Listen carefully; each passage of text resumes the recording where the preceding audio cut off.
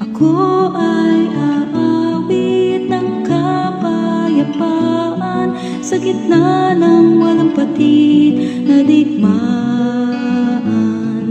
Sa bawat damdamin ay magsusumamo, takot ay bawiin sa puso. Halina't ating ipaglaban